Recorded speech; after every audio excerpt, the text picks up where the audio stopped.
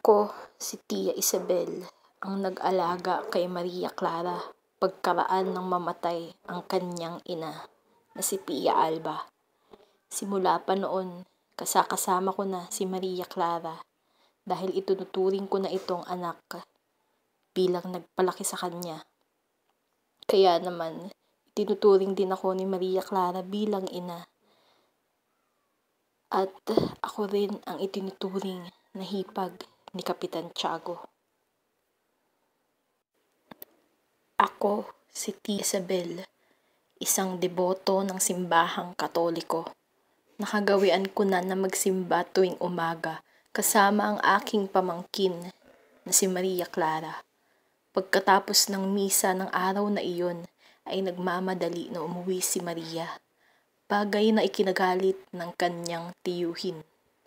Mula sa balkonahe ng kanilang bahay ay hindi mapakali at aligaga ang dalaga. Hinihintay niya ang pagdating ng kanyang kasintahan na si Ibarra.